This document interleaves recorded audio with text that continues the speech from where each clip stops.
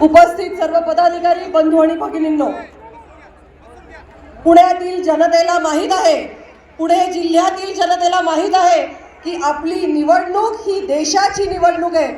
देशाच्या निवडणुकीसाठी कोणते मुद्दे लक्षात घ्यायचे हेही पुणेकर जनतेला माहीत आहे। मी तुम्हाला सांगू इच्छिते की पुण्यामध्ये माननीय नरेंद्र मोदी यांच्या केंद्र सरकारच्या माध्यमातून अनेक मोठ्या प्रमाणात योजना राबवल्या गेल्या। आपण आता सध्या पाहतोय की काँग्रेसचा जाहीरनामा जाहीर झालेला आहे।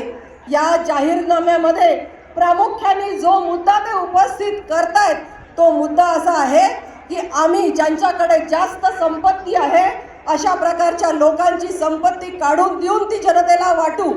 पण माननीय मोदी साहेबांच्या माध्यमातून ज्या योजनांचा लाभ हा पुणेकर जनतेने घेतलेला आहे, पुणे जिल्ह्यातील लाखो जनतेने घेतलेला आहे, त्या जनतेला माहीत आहे की गरिबांची श्रीमंतांच्याकडची रक्कम ही गरिबांकडे ट्रान्सफर करून कधी गरिबी जात नसते, तर योजनांच्या माध्यमातून स्वयंरोजगारांच्या माध्यमातून आत्मनिर्भर करून वेगवेगळ्या सुविधा देऊन या ठिकाणी गरिबी हटवता येते।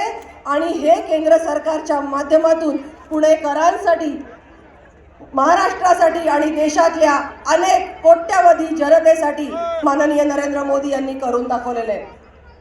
पुण्यामध्ये उज्ज्वला गॅस असेल, आवास योजना असेल, हर घर बिजली योजना असेल, वेगवेगळ्या प्रकारच्या योजनांच्या माध्यमातून, मुद्रा योजनेच्या माध्यमातून गरिबांना गरिबीतून बाहेर पडता आलेलं आहे। विश्वकर्मा योजनेच्या माध्यमातून कौशल्य असलेल्या अनेक कलाकारांना आपली कौशल्य वाढवण्यासाठी आणि रोजगार उपलब्ध करून देण्यासाठी या ठिकाणी केंद्र सरकारने मदत केलेली आहे। या प्रकारे योजनांचा लाभ देऊन सुद्धा गरिबी नाहीशी करता येते।